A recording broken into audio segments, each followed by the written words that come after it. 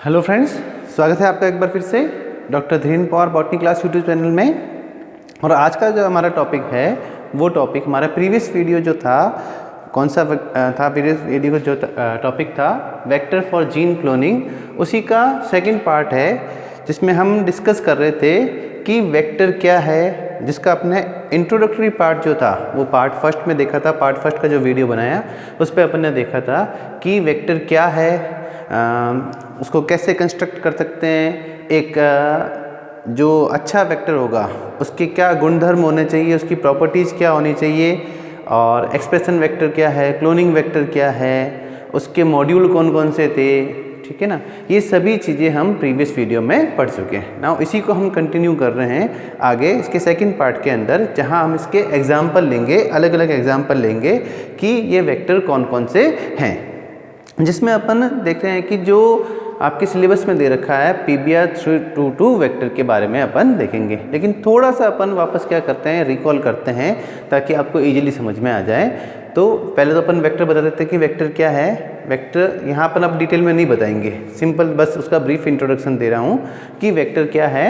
Vector वो DNA molecule है, extra chromosomal genetic material है जो प्लाज्मिड के रूप में मिलते हैं बैक्टीरिया के अंदर, और इन प्लाज्मिड को हम किस काम में लेते हैं, अपना जो जीन ऑफ इंटरेस्ट है या फॉरेन DNA है उसको इसमें इंसर्ट कर कर उसकी या तो अपन कॉपी बनाते हैं कई सारी, या फिर उसको एक्सप्रेस करवाते हैं। इसी के आधार पर अपन ने क्या बताया था कि वेक्टर या तो क्लोनिंग वेक्टर हो सकता है या एक्सप्रेस वेक्टर हो सकता है। देन अपन ने यह भी बताया था कि जो वेक्टर होता है, नेचुरल रूप से जो वेक्टर मिलता है या नेचुरल रूप से जो प्लाज्मिड है उसके अंदर सारे गुणधर्म मिलना संभव नहीं होता है। इसी कारण हम इन प्लाज्मिड्स को लैब के अंदर कंस्ट्रक्ट करते हैं अलग अलग बैक्टीरिया से या अलग अलग जीवों से, जो बैक्टीरियल कॉलोनी बैक्टीरिया है, प्रोकैरियोटिक जीव से, उनसे मिलने वाले अलग अलग प्लाज्मिड में से कुछ जीन्स को लेकर हम क्या करते हैं, इसको लैब के अंदर कंस्ट्रक्ट करते हैं, जिसमें एक ही वेक्टर के अंदर हमारे पास में कई सारे गुणधर्म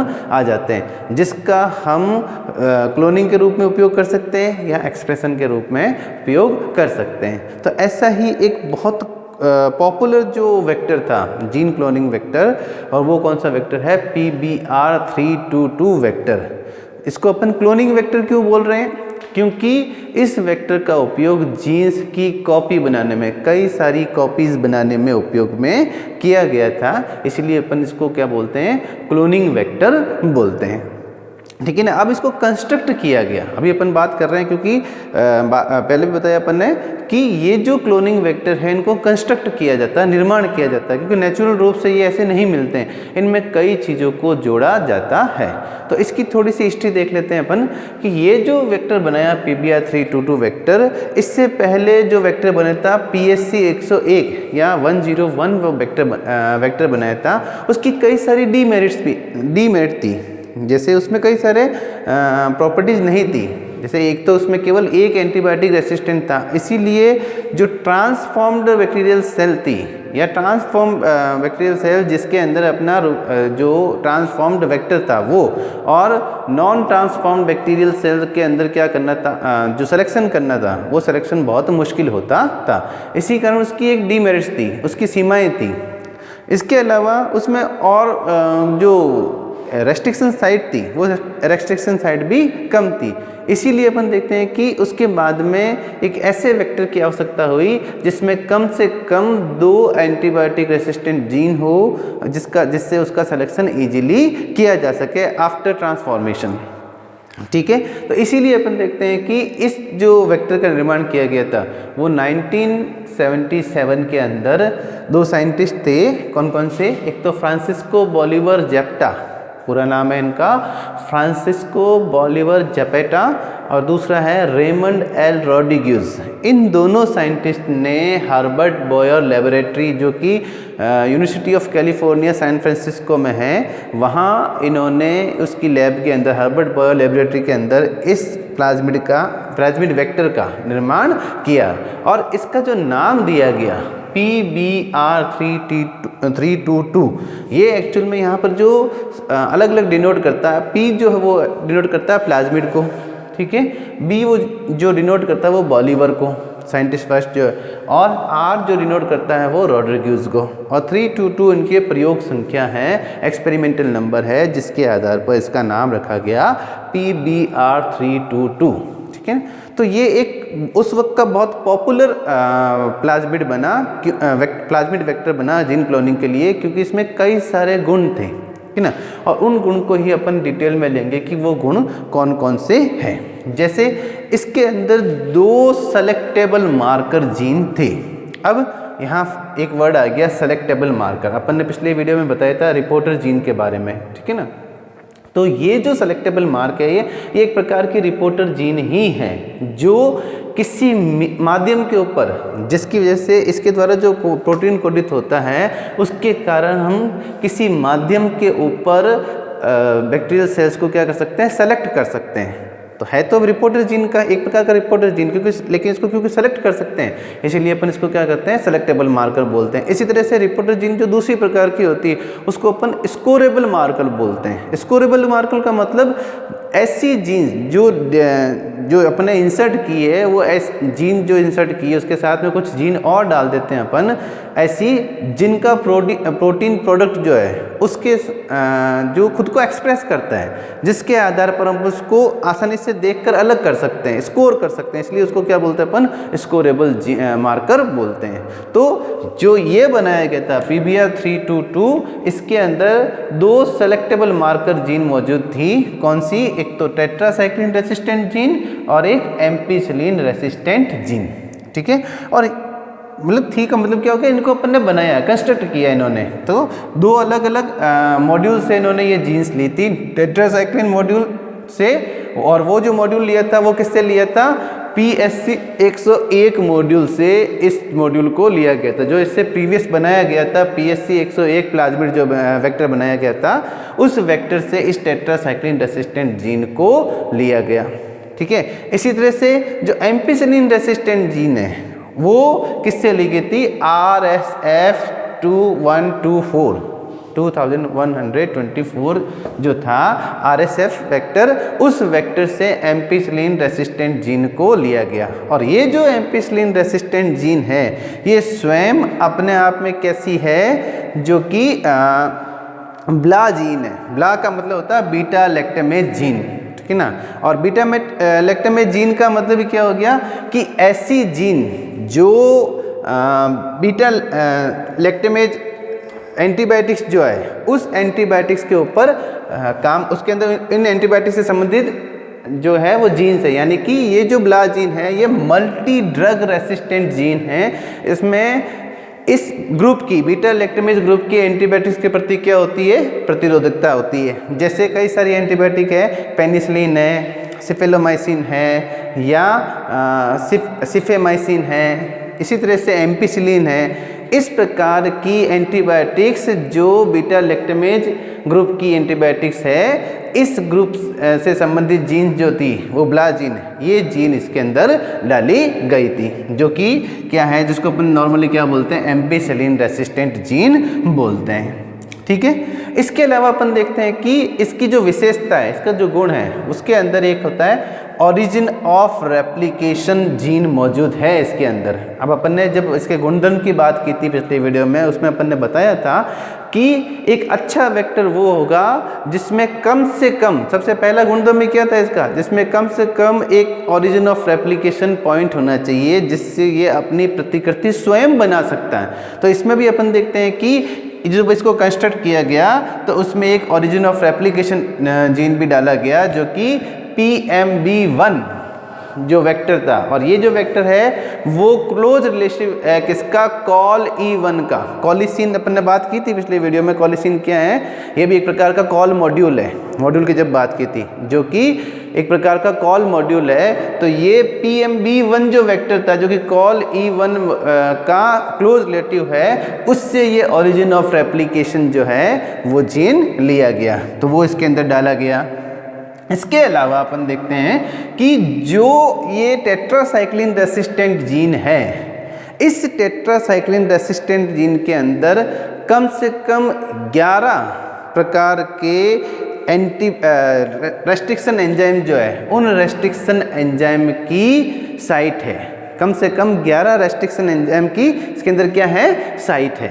इसके अलावा अपन देखते हैं कि इन रेस्ट्रिक्शन साइट्स में भी जो ये टेट्रासाइक्लिन रेसिस्टेंट जीन है, इसमें 2 ऐसी रेस्ट्रिक्शन एंजाइम साइट है जो कि इसके प्रमोटर रीजन के अंदर होता है। कौन कौन से, हिंद-3 और क्लेल, CLA CLA1, हिंद-3 और CLA1, ये दोनों ही किस में है, इसके प्रमोटर साइट के अंदर है, टेट्रासाइक्लिन के प्रमोटर साइट के अंदर, ठीक है ना। टोटल तो इसमें करीब 40 प्रकार के रेस्ट्रिक्शन एंजाइम की साइट इसके अंदर मिलती है, लेकिन जिसमें से 11 जो रेस्ट्रिक्शन साइट है वो तो टेट्रासाइक्लिन के अंदर है, और उसमें और 2 और जो है वो इसके प्रमोटर साइट के अंदर है। इसी तरह से अपन बात करें एम्पिसिलिन रेसिस्टेंट के अंदर, उसमें करीब 6 रेस्ट्रिक्शन एंजाइम की साइट मौजूद है। अपन ने जब इसकी बात की थी, कंस्ट्रक्शन की बात की थी जब प्रीवियस वीडियो में, उसमें अपन ने बताया था कि ये जो रेस्ट्रिक्शन साइट है ये कहाँ काम आती है, जब हम डीएनए इंसर्ट करते हैं, जो फॉरेन डीएनए है उसको इंसर्ट करते हैं, तो उसको इंसर्ट करने के लिए रेस्ट्रिक्शन एंजाइम की साइट होनी आवश्यक है। क्यों? क्योंकि इसी के द्वारा हम फॉरेन डीएनए को और इन दोनों को क्या करते हैं, कटान उत्पन्न करते हैं, निक उत्पन्न करते हैं, ताकि जो डीएनए इंसर्ट है, जो जीन ऑफ इंटरेस्ट है, उसको इनमें से किसी एक साइट के द्वारा पाचित कर क्या कर सकते हैं, उसको वहाँ पर इंसर्ट कर सकते हैं। जैसे एग्जाम्पल की बात करें हम, अगर हम एम्पिसिलिन में उपस्थित PST1 जो रेस्ट्रिक्शन साइट है, इससे PST1 जो रेस्ट्रिक्शन एंजाइम है, इससे अगर अपन बातचीत करें तो अपना जो जीन ऑफ इंटरेस्ट है वो कहाँ पर इंसर्ट होगा, एम्पिसिलिन रेसिस्टेंट जीन के अंदर इंसर्ट होगा। इसी तरह से अगर अपन देखें कि BAMH1 को यूज करें अपन, तो जो अपना जीन ऑफ इंटरेस्ट है वो किसके अंदर इंसर्ट होगा, टेट्रासाइक्लिन रेसिस्टेंट जीन के अंदर इंसर्ट होगा। और चूंकि ये जब इंसर्ट होता है तो क्या करता है, ये इंसर्ट होकर उस पर्टिकुलर जीन को क्या कर देता है, निष्क्रिय कर देता है, डीएक्टिवेट कर देता है। तो ऐसी स्थिति में इसका सिलेक्शन जो है वो एंटीबायोटिक रेसिस्टेंट के एंटीबायोटिक जो है उस एंटीबायोटिक माध्यम के ऊपर आसानी से हो सकता है, ठीक है। इसके अलावा अपन देखते हैं इसमें 2 रेस्ट्रिक्शन एंजाइम ऐसे हैं जो कि इन एम्पिसिलिन और टेट्रासाइक्लिन रेसिस्टेंट से बाहर की तरफ है। जैसे एक है, इसके 4354 बेस पेयर की दूरी पर, अगर अपन यहाँ से इसकी शुरुआत करें, जिसको 0 बेस पेयर की बात माने, तो चूंकि ये सर्कुलर बेस है, डीएनए है या सर्कुलर वेक्टर है अपन देख रहे हैं, तो इसके अंदर 4354 बेस पेयर की दूरी पर कौन सा है, एक इको R1 साइट भी है। इसके अलावा एक हिंद-3 भी इसके अंदर 29 साइट के ऊपर मौजूद है। इन सब के अलावा भी इसके अंदर कुछ क्रम और होते हैं, जैसे निक बेम क्रम। अब निक बेम क्रम क्या है, एक ऐसा क्रम है जो कि मोबिलिटी के लिए, गतिशीलता के लिए उत्तरदायी है। अब यहाँ गतिशीलता का क्या मतलब हुआ कि ये बेसिकली जो प्लाज्मिड वेक्टर बनाया था PBR322 को, ये बेसिकली कैसा है, नॉन कॉन्जुगेबल वेक्टर है, ये नॉन कॉन्जुगेबल वेक्टर। तो ऐसी स्थिति में ये क्या कर सकता, कंजुगेशन नहीं कर सकता बैक्टीरिया नेचुरल रूप से। लेकिन जो निक बेम जो इसके अंदर क्षेत्र है, या निक बेम जो जीन क्षेत्र है, इस निक बेम क्षेत्र की वजह से अगर इस बैक्टीरिया के अंदर कोई या ये बैक्टीरिया किसी कॉन्जुगेबल प्लाज्मिड के साथ में है, तो ऐसी स्थिति में उसकी उपस्थिति में ये इसको मोटिलिटी प्रदान करता है, यानी कि केवल उसकी उपस्थिति मात्र से ये वेक्टर जो है वो नेचुरल रूप से क्या हो सकता है, दूसरे बैक्टीरिया में ट्रांसफर हो सकता है कॉन्जुगेशन के द्वारा। इसीलिए अपन इसको क्या बोलते हैं, बेसिस ऑफ मोटिलिटी बोलते हैं। लेकिन ये अपने आप में एक पॉइजन सीक्वेंस के तौर पर भी माना जाता है, क्योंकि ये जो सीक्वेंस है, इस सीक्वेंस की वजह से जब इस वेक्टर को बंदर की कोशिकाओं के अंदर कॉपी बनाने की कोशिश करते हैं या इसकी क्लोनिंग करने की कोशिश करते हैं, तो वहाँ इसको ये सप्रेस करता है। इसीलिए बाद में इसके दूसरे रूप और बनाए गए, इसके जो दूसरे रूप हैं PBR322 के, वो बनाए गए, कंस्ट्रक्ट किए गए, जिसमें इन पॉइजन सीक्वेंस को हटा दिया गया ताकि अब ये बाद में जो बंदर की कोशिकाएं हैं उन कोशिकाओं में भी आसानी से कॉपी नंबर बना सके। इसके अलावा इसमें अपन देखते हैं कि एक रोप जीन भी मौजूद होती है जिसको अपन फुल फॉर्म देखें तो रिप्रेसर ऑफ प्राइमर, जिसको अपन क्या बोलेंगे, रिप्रेसर ऑफ प्राइमर जीन भी बोलते हैं। और ये जो जीन उपस्थित है, ये जो सीक्वेंस है, इस सीक्वेंस का काम क्या है, ये इसके copy number call E1 copy number जो है उसको लो रखता है। कॉल E1 मतलब अपना जो PMB1 से अपन ने प्राप्त किया था ओरिजिन ऑफ रेप्लिकेशन, उसका कॉपी नंबर लो लगता है, यानी कि ज़्यादा कॉपी इसकी नहीं बनने देता है। तो कई सारी प्रॉपर्टीज है इसकी। और अगर आप इसकी पूरी साइज देखें तो इसकी पूरी साइज कितनी है, 4361 बेस पेयर की इसकी पूरी साइज है। और उस वक्त का काफ़ी पॉपुलर ये प्लाज्मिड वेक्टर बना क्योंकि इसमें कई सारी रेस्ट्रिक्शन एंजाइम साइट थी और ये काफ़ी बड़ा DNA को क्या कर सकता था, कॉपी कर सकता था। अब यहाँ अपन बात करें कि ये जो वेक्टर बनाया, इस वेक्टर का सिलेक्शन कैसे था, क्योंकि इसमें 2 एंटीबायोटिक रेसिस्टेंट जीन थी तो इसका सिलेक्शन आसानी से था। कैसे आसानी से सिलेक्शन हो सकता है, यहाँ अपने पास में देखते हैं कि इसकी 3 कंडीशन बनती है अपने पास में। एक कंडीशन कौन सी, 3 तरह की बैक्टीरियल सेल अपने को मिलेगी। सबसे पहले तो अपन क्या करते हैं कि जो घोल बनाते हैं उस घोल के अंदर क्या होना चाहिए, या तो वेक्टर है वो नॉन प्योर वेक्टर, जैसे ऐसा वेक्टर है, इस तरह का वेक्टर है, और दूसरा कौन सा होगा, ट्रांसफॉर्मेबल वेक्टर, जिसको अपन ने ट्रांसफॉर्म किया है। कैसे, या तो टेट्रासाइक्लिन के अंदर डाला है या एम्पिसिलिन के अंदर डाला है। ठीक है, तो अगर अपने पास में 2 कंडीशन है, एक तो कैसी जिसमें इंटेक्ट है, दोनों जीन इंटेक्ट है, तो ऐसी स्थिति में ये वेक्टर कैसा होगा, नेचुरल वेक्टर होगा। ठीक है, दूसरी कौन सी है, जिसमें अपन ने मान लो एम्पिसिलिन के अंदर डाल दिया, अपनी जीन ऑफ इंटरेस्ट एम्पिसिलिन के अंदर डाल दिया, तो ऐसी स्थिति में क्या होगा, एम्पिसिलिन जो है वो इनएक्टिवेट हो जाएगी और ये जो वेक्टर होगा, ये वेक्टर क्या कहलाएगा, ट्रांसफॉर्म्ड वेक्टर कहलाएगा। ट्रांसफॉर्म्ड वेक्टर या रूपांतरित वेक्टर कहलाएगा। अब अपने पास में मिश्रण है किसका, नॉन ट्रांसफॉर्म्ड वेक्टर का और ट्रांसफॉर्म्ड वेक्टर का मिश्रण है। ठीक है, और इनको अपन प्लेटन किसके ऊपर करते हैं, किसके ऊपर प्लेट करते हैं या किसके अंदर डालेंगे, होस्ट कोशिका। होस्ट कोशिका किसकी है, ई कोलाई की। ठीक है, अब ई कोलाई की वो होस्ट कोशिका लेते हैं जिसमें एक भी एंटीबायोटिक रेसिस्टेंट वाला प्लाज्मिड नहीं है।